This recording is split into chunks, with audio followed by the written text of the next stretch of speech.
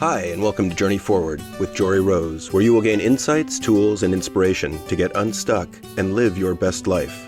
Jory is a licensed marriage and family therapist with a passion for helping people cultivate awareness and authenticity so they can show up fully in all aspects of their life. And now, here's Jory. Hey everyone, it's Jory. I'm hoping that you're enjoying these episodes in which I am delving further into mindfulness and meditation and the practical ways to apply it to your everyday life. I wanted to have you join me in a meditation challenge that I am going to be doing the last week of October. Be sure to check out the link in the show notes that will guide you to my Facebook group where you can find all the information and how you can join me. I am here to guide you into taking these tools that I'm talking about here in the podcast and applying them into your everyday life. And so I want you to have the foundation for you to be more mindful so you can be more present, less reactive to whatever it is that's arising. Meditation is that foundation. You're going to hear a lot about more of that in today's episode, but please come join me in this meditation challenge. It is something I know right now we can all need. Enjoy today's episode. The past couple of weeks, I've been talking about overall emotional wellness, and at the root of wellness is balance. And as I've been starting to tell you guys in greater detail than I have before, at the very root of wellness, I believe, is mindfulness. And at the root of mindfulness is a meditation practice. If you checked out the episode last week, you heard me talk about the 12 different myths that I see so many people getting stuck in that prevent them from beginning or cultivating and then maintaining and integrating into their life a meditation practice. Although after I re-listened to the episode, I have to say I forgot there is actually one more myth that I often hear so many people getting stuck in. So I guess it's lucky number 13, and I'm going to address it today before heading into this week's content. But one of the things I hear so many people talk about is I'm not, quote, someone who meditates. That's not what I do, or that's for others. And this is a huge myth because with it comes the assumption that you have to be a certain type of person who meditates.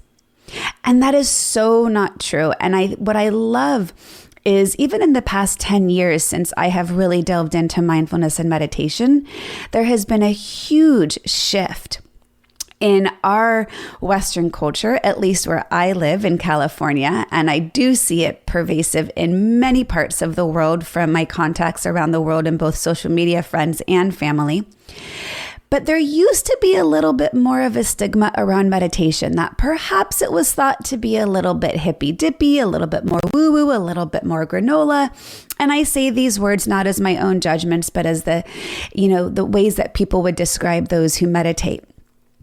I don't know if you've ever heard of the conference Wisdom 2.0. I attended many years of it. It's based here in San Francisco. It's a wisdom conference that was intended to bring together ideas in the business world and ideas in the wisdom and contemplative world. And one year, Arianna Huffington was one of the keynote speakers. And I want to say it was like around 2013. And she said, "This is the year that I came out." And kind of a hush over the audience. And she said, "This is the year I came out as a meditator." And it was such this great awareness because it shifted something that might have otherwise been something defined as other to something that became more mainstream and, dare I say, almost even cool, that you want to be one of the ones who were actually doing the very thing that we know is so good for us. I'm going to share a tiny little quick story about this. In 2012, I went on a 5-day silent Buddhist meditation retreat, and it was intense. And mind you, it was only a few short years earlier I had had my very first mindfulness class. And in that very first mindfulness class, we were guided in a 10-minute meditation in which I literally thought I was going to die. Sitting still for 10 minutes, focusing on my breath was the longest stretch of time I had ever sat for, uninterrupted, just being with myself. It was a great awareness of just how distracted I kept myself from being really present with what is. Okay, I digress. So a couple years later, I go on a 5-day silent meditation retreat, which silence is more than what you might imagine. Not only was it meditation for 16 hours a day? I mean, literally, we got up at 6 a.m., meditated until 8 a.m. In fact, it was my job to ring the big gong to signal for breakfast. After breakfast, there was more meditation. There was sitting meditation. There was walking meditation. Then there was some movement and some Qigong practice. And then there was more sitting, more walking, more sitting, more walking for 16 hours a day. Not only was it in silence in that you couldn't speak, but it was a true silence in that there was no eye contact, no reading, and no writing. It was really a view to the internal world of our own existence for really long periods of time. And I went through a huge range of experiences and emotions and thoughts and judgments. And I actually, by the time the 5th day came, I was just getting into the groove of it. And I actually wish it would have been a little bit longer so I could have really then taken the level I had gotten to and been in that space. But here's one of the things that I noticed back then, and this goes back to the myth that I'm going to talk about before delving into some new areas this week. At the end of the meditation, now mind you, I live in Northern California. I live in an upper middle class suburban neighborhood or area, and I was in Santa Cruz. Santa Cruz is, for those of you who don't know, might be defined as a little bit more hippie-ish, a little bit less suburban than maybe the area that I live in. And throughout the 5 days, I had noticed some really interesting things. One of which, I seemed to be the only person who changed my clothes every day for the meditation, including the teacher, who was a very well-known West Coast mindfulness-based stress reduction teacher who had very high esteem, who wore the same sweatpants with a hole in his ass almost all 5 days. I'm not judging. It was just an observation, one that I observed with a little bit of humor. And at the end of the meditation, at the end of the 5 days, not only did I have the awareness that I was the only one who changed my clothes every day, I was also the only one who appeared to do my hair every day. And I even put on a little bit of makeup. Now, why did I have to do this on retreat? It wasn't like I was trying to show up for anybody else, but I was recognizing these are practices in my own self-care that make me feel good, make me feel put together, like I'm taking care of myself. So it wasn't for show. At the end of the retreat, as we were kind of closing up and beginning to talk about integration back into our everyday lives, we had a gratitude meditation for those of us who allowed us to be gone for 5 days. So the teachers of the retreat were talking about, so really extend gratitude to the person who might have taken over your role at your job. Be really grateful to the person who watered your plants. Be really grateful for the person who took care of your cat. And I was noticing that I felt like the other in this instance, that I did not really fit into the group as far as the type of person that was on this meditation retreat. And it felt kind of like almost this backwards mindset where I didn't feel like I fit in because I was a stay-at-home mom. I had 2 young kids. I didn't have a career at that point in my life. I had a family that I cared for. And what I was noticing at the end of this retreat when they were talking about the people to be grateful for is it was painting a picture of a certain type of person who would attend a retreat. And it was seemingly someone who was single, someone who lived alone, someone who had cats, and someone who worked and didn't care for other people in their life. And this might have been a judgment, but these are literally the words they talked about. And so I walked away feeling like, well, wait a second, where are they speaking to, the suburban busy mom who wants to attend a meditation retreat? And it made it easy to see why there was this potential myth that only a certain type of person meditated. And from then on, I wanted to become the face of somebody that was recognizable to the every person, as far as you didn't have to look a certain way. And I know this may sound like a judgment, and it's not. This is really based on, a lot of stereotypes are based in truth, but it was really based on observation and what I was noticing in the community at the time. And at the time is the key part here. But on that retreat, I had a vision come to me during a meditation of a book I wanted to write. And I still have not written this book, so maybe one day I will. It's on my to-do list. But the title of the book, that at the time, this was the title has switched in my mind since then. But the title became Sassy Girl Meditates. How a suburban mom who wears designer jeans and drives an SUV can live a mindful life, and how you can too. Because what I wanted to really break the myth of was that only a certain type of person meditated. Because what I was noticing in my own community, the people who needed the tools the most are the ones who weren't practicing. Because what I was seeing around me were people who were extremely stressed, people who were extremely anxious, people who were taking care of so many others around them, they were forgetting to take care of themselves. People who were getting caught up in depression, people who were getting caught up in addiction, people who were getting caught up with keeping up with the Joneses and being in comparison for their own worth. People who had not recognized that they were keeping themselves so busy to the detriment of their own health, that busyness was preventing them from just being, for fear that just being was going to cause them a depression. Because oftentimes what I was seeing around me was that busyness was a coping mechanism for unhappiness. And maybe that was a generalization, but as both an active parent in my community and at the time beginning to build my career in mindfulness and therapy, I was getting a lot of deep insights. And so I really wanted to address this last piece, that there is no one particular type of person who meditates. Meditation knows no boundaries for those who it can benefit. But if you believe that you're not a hippie, or you're not granola, or you're not spiritual, or it's too woo-woo, those are some really, really, really old and really outdated assumptions that I just want to be clear to break, because they really don't hold space in the year 2020 anymore for those who can benefit from a meditation practice. Now, that's not to say everyone's going to go on a meditation retreat. Maybe that's not for everybody, and that's fine. But there is definitely ways that you can cultivate a daily meditation practice regardless of how busy you are, how stressed you are, what, quote, type of person you are.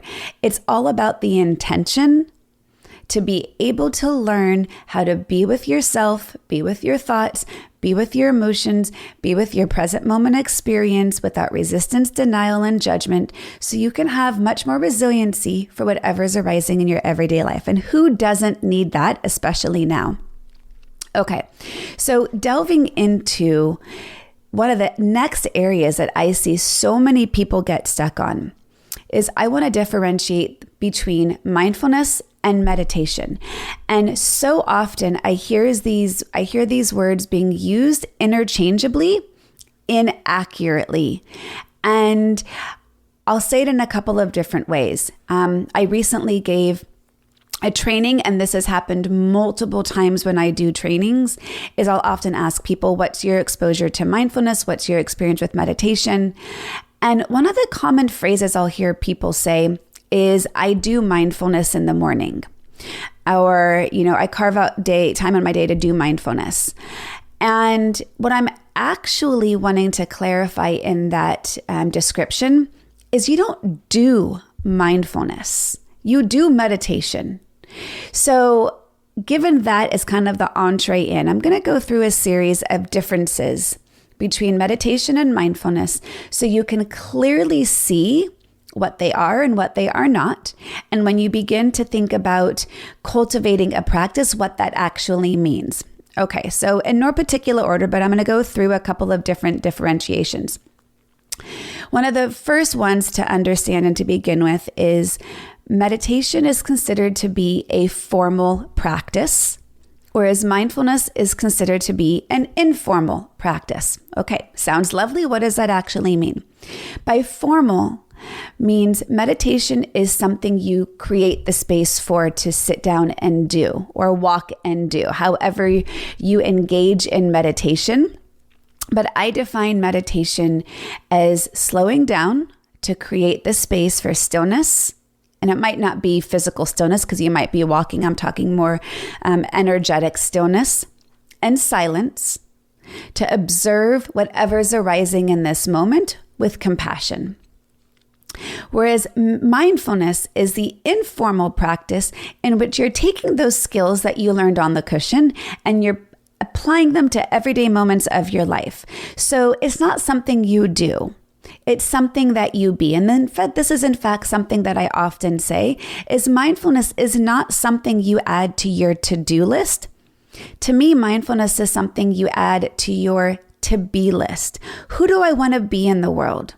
How do I want to show up? What is the quality of presence I want to bring to my own internal experience, whether it's relating to my own thoughts, my emotions, my sensations in my body, or what's the quality of presence I want to bring to my outer experience, into the world around me, into my relationships, into how I engage with others, or how I engage with my culture or my society. It's my quality of presence.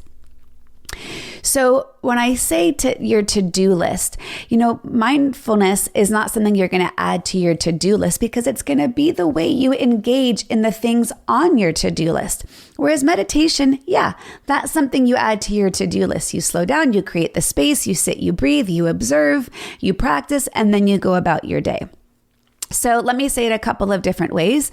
So at least maybe one of them will be relatable to how you can begin to see how this applies in your life. Think of it like this. Think about if you want to feel strong and you want to build muscles, whether it's to maintain muscle density as you get older, so you have, different strength in your body, or maybe you're wanting to build up muscles to run a marathon, so you've got to train your body to do a certain task. Think of it like this. Meditation is like going to the gym, and it's strengthening the muscles, whereas mindfulness is having the ability to use that strength in your life for whatever it is you want to do. Does that make sense? I'm hoping it does. So some other ways to say this. Meditation is building the foundation, whereas mindfulness is putting it into practice. So what are we building the foundation for? Meditation is the foundation of awareness of whatever's arising in this moment. So what are the things that are arising each moment? Well, you've got your thoughts that arise, you've got emotions, you've got sensations in your body. So those are the internal experiences. And then you've got your external experiences, distractions, people, digital devices, politics, climate change, pandemics, whatever's going on outside of you. So when you engage in meditation, there's two things that are occurring. And if you've been listening to me, I know this might be a repeat, but repetition is a thing that builds the great ability for us to apply it to our everyday lives. Repetition is something that helps us with mastery. So when we talk about meditation building this foundation, we're creating the space to slow down, to observe what's arising without judgment. And the opposite of judgment, as I always like to say, is compassion, while simultaneously having a focal point of attention. So these two simultaneous things are occurring. In the meditation world, what they're called in a more traditional sense is open awareness and focused attention. The open awareness is allowing whatever's arising to exist. The focused attention is putting your attention back to something on purpose. Most often it's your breath. So what is it you're doing? Well, you're creating the space. So you're setting aside some time in your day to say, I'm going to sit down and I'm going to focus on my breath, breathing in, breathing out. And as a distraction of thought comes up, I'm going to say, oh, look, there's that thought. That's interesting. Look what my mind is thinking about. Oh, okay. I'll just let that go. It's not my truth. It doesn't define me. And let me come back to breathing. And maybe you take a few more deep breaths in and a few more deep breaths out. And then you notice some sounds that are distracting. You say, oh, look at that. I'm noticing some sounds. I don't need to create a story about it. Let me just come back to my breath. And you come back to breathing in, breathing out. And then as you continue to sit, you're noticing, oh man, I'm really feeling sad right now. And rather than letting this wave of sadness wash over you and drag you back out to sea into a spiral of sadness of, like a snowball of all the things that you've been sad about, You just observe the sadness. Oh, look, this is what sadness is. Okay, this is what sadness feels like. Sadness is part of being human.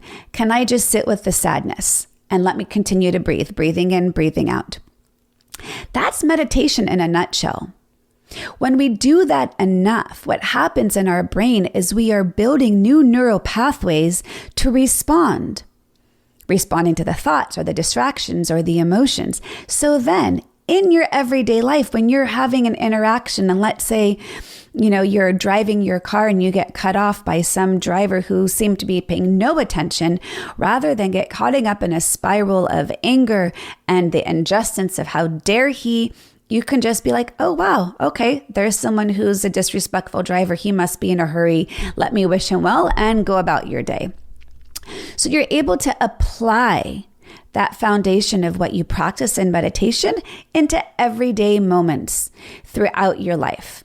So let's give another example. Let's say you are sitting in a meditation, and again, you're focusing on your breath and you're breathing in, breathing out, breathing in, breathing out, and you notice a judgment come up. Let's say you're noticing insecurity and you start to begin to spiral temporarily, and your inner critic is really taking over and telling you all sorts of bad things about yourself. And when you catch the moment of awareness of, oh, wow, look at that, my inner critic has really taken over.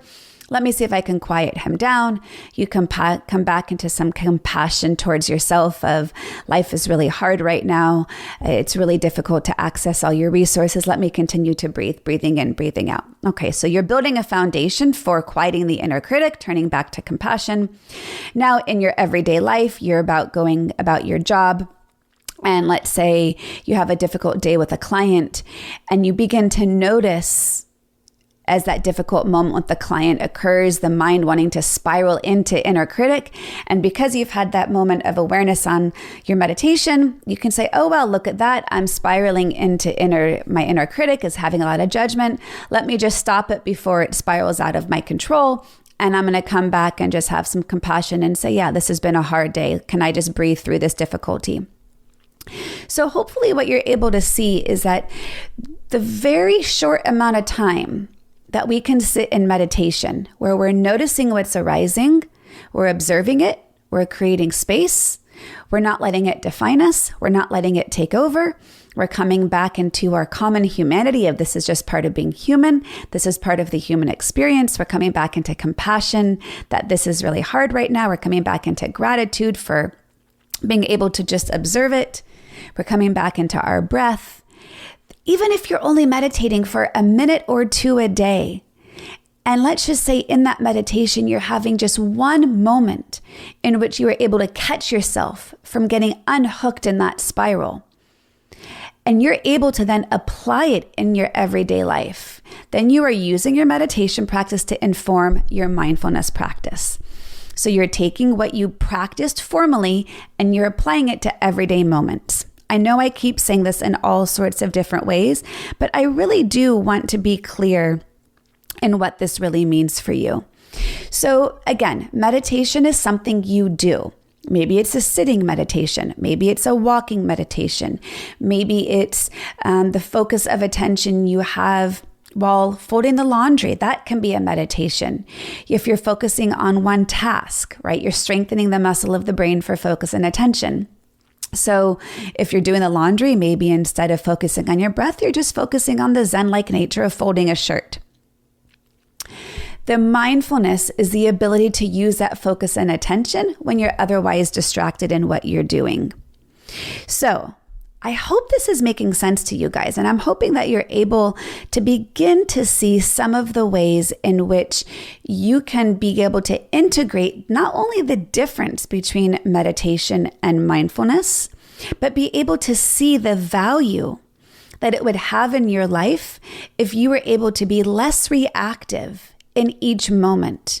Because that to me is really the implication. That's to me one of the whys of why do we practice mindfulness? Well, number one, we practice mindfulness because I think we're all just kind of missing our life. We're letting it pass by, whether through distraction, whether through busyness, whether through avoidance, whether through just being on autopilot. We are letting so much just pass us by simply because we're not present, we're not aware, we're not paying attention. Or we are paying attention, we don't like what we see, so we're going to try to stay distracted so we don't have to engage in it further. And ultimately, enough of that, and it kind of becomes soul depleting. At least that's how it felt for me. That inability to really be connected to my own life in a conscious way just kind of felt like my soul was beginning to die just a little bit. Like my life was passing me by and I just wasn't a present part of it. So if you at all feel like you are missing your life, then mindfulness is one of the ways to engage more consciously with each moment. And remember, engaging in each moment does not mean you have to like each moment, because there's a lot that is shitty in life. There's a lot that I don't like. But the key is, how can I engage or how can I interact with what's difficult without letting it feel permanent or pervasive or personal? You know, these are some of the words we talk about in positive psychology, is recognizing things are not necessarily personal to us. While it feels personal, it's not. When we can take things less personally, we have less of an attachment or reaction to it. We can come back into greater compassion and greater acceptance. Okay, so why else would you want to practice mindfulness? Well, if you're listening, raise your hand energetically or physically, keep it up in the air if you ever get stuck in your thoughts. If your thoughts ever take you on a spiral in which they just, one thought leads to the next, where you have a thought, you're thinking about that thought, you ruminate about that thought, and then you start believing the thought to be true, then you start actually acting on that thought as if it's a reality. Well, if you ever do that, welcome to being human, because that is part of the struggle that we have. But when you are stuck in thought, you are either stuck in rumination in the past, even if it's a positive or a negative past, or you're stuck in thought about the future, what if, anxiety, unknowns, or maybe you're stuck in a very positive potential future, either which the thought, whether it's in the past or the future, or it's simply just distraction, or it's maybe stuck in thoughts of judgment or inner critic beginning to take over. When we are stuck in thought, we are out of the present moment, and you're missing whatever is happening in front of you.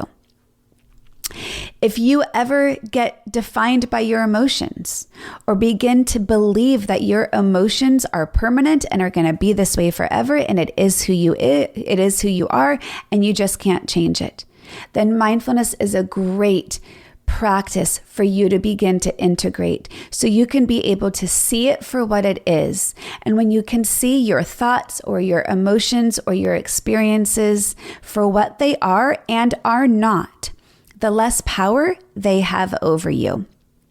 Because you don't have to be defined by your emotions. You don't have to be defined by your past experiences. You don't have to be defined by presently what's happening in your life. This is simply just what's here. But I want to suggest that mindfulness helps you engage in a conscious way for whatever you're experiencing, so that way you can define yourself on your own terms, by who you are, by your essence, by who you want to be, how you want to show up in the world, your authenticity, your values, your morals, the quality of presence that you bring to each moment. That's not to say you've got to be happy and peaceful and zen-like in each moment. Quite the contrary. Just simply be with wherever you are, with acceptance, with compassion, with non-attachment, knowing each moment is going to change. So another reason, and I pause on this because there's so many different ways that I like to say this with people I'm working with. If you are waiting for that elusive when to be happy, you're going to be waiting forever. In fact, years ago, I was really young. I must have been in high school, actually. I came across an artist named Sally Huss, who I just loved. She had such bright, happy artwork. And she had really great quotes that went with her artwork. And she used to have a gallery in Laguna Beach, and I have a bit of her art in my house still. But one of the quotes that I love that she has is, "If you wait to be happy, you'll wait forever. If you're happy now, you'll be happy forever." And I love this. And I actually now recognize that this is a big piece of what mindfulness means. We're not waiting for the elusive when things get better for me to be happy, or fill in the blank for whatever it is you're waiting for, whether it's happiness, content, peaceful, confident, successful. Sure, there's some root markers to some of those things, but we also don't need to have these external experiences define our internal definition of self. So if you're waiting to lose those last 5 pounds, if you're waiting for the perfect job or the perfect partner, or for your kids to behave exactly as you want them, or if you're waiting for the pandemic to end, or for politics to settle, or for climate change to be resolved, if you're waiting for some external experience to change for you to be happy, then you might be waiting a really long time. Whereas what I'm suggesting is with mindfulness, you can see all these things for what they are, which are either root markers or experiences or things often out of your control. And what you can recognize is what you are in charge of is how you relate to each of those different things. And it's in how you relate to them that can determine how happy you are or not. So hopefully I'm saying this in a way that resonates and makes sense to you. You can be happy right now, even if things are difficult around you. That's not to say that we don't get affected by our experiences, especially the negative or difficult ones. But mindfulness is an ability to be able to hold a quality of presence that is not defined by external experiences. Not defined by our thoughts, not defined by our emotions, but it's being able to recognize each moment I have an opportunity to come back into acceptance, even if that means accepting things I don't like. I can come back into non-attachment, which doesn't make it so I'm only happy when something happens. And most importantly, I can come back into compassion for the fact that I'm human and life is sometimes hard.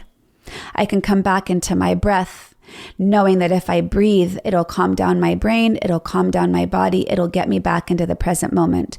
And I can come back into gratitude for when I can focus on what I'm grateful for. I can be able to shift the lens through which I see the world. And as long as I'm breathing, there's more right with me than wrong with me. And that mindset can be able to shift how I engage with my challenges, with my difficulties. So hopefully this gives you enough of the reasons of not only the difference between mindfulness and meditation. Hopefully you're able to see how meditation serves as the foundation to being more mindful, because it's really just like going to the gym, strengthening the muscles and having the ability to be strong in your everyday life. But ultimately, I would really love that to know that you have seen and heard in this episode the reason it matters. And I really think now more than ever, it matters because life is fucking hard right now. It is harder than it's ever been. At least I think in the past 100 years for so many of us on so many levels. So we have an opportunity to slow down and to breathe and to ask ourselves, how do I want to show up in the face of all that's arising? I don't have to always be happy or in a good mood, but I do have an intention to be present, to allow myself to feel what I'm feeling without judgment. And I'll be honest with you, this morning, I woke up feeling pretty shitty. I woke up feeling lonely. I woke up feeling sad. I woke up feeling frustrated. And rather than let it define me as this pervasive emotion that would define me in who I am all the time, I just observed it and I just allowed myself to sit in it. This is what sadness feels like. This is what loneliness feels like. And I got up out of bed and I sat on my meditation cushion And I allowed myself to just see the sadness, and I continued to breathe. And with each breath, I was a little bit less detached from the sadness. With each breath, I was a little bit more present with just being with myself. And the more I could just accept what I was feeling, the less power it had over me. And then I got up and I did some Pilates. I moved my body. And with each movement, I breathed and I allowed the energy to shift my emotion. And I have to say right now, I'm feeling so much better than I was feeling this morning. Not because anything actually changed, but because I practiced my tools. I slowed down. I connected with my breath. I sat in compassionate awareness and I exhaled. That's my practice. And I now, because I had that practice this morning, I set the foundation for my day as a reminder. I can always come back to that intention. So hopefully you have found this helpful. Stay tuned. I'm going to continue to have much more episodes between now and the end of the year, as I think we need to kind of finish up 2020 with some really tangible tools. Hopefully you found this helpful. If you haven't already, I would love for you to subscribe to the podcast. And really, most importantly, right now, this is my shameless plug. Please, if this spoke to you in any way, please leave a review, leave a rating. This helps the algorithm to get more people exposed to the Journey Forward with Jory Rose podcast, so we can all build greater tools to be more mindful, so we can all journey forward in our lives, getting unstuck for whatever is not working, so we can show up in our own compassionate presence and acceptance. And if we can do that for ourselves, and the ripple effect of what that spreads to around us is simply beautiful. So thank you guys so much. I wish you wellness today. Take a moment and just breathe. To continue your journey forward, find Jory Rose on Facebook and Instagram to become part of her growing community.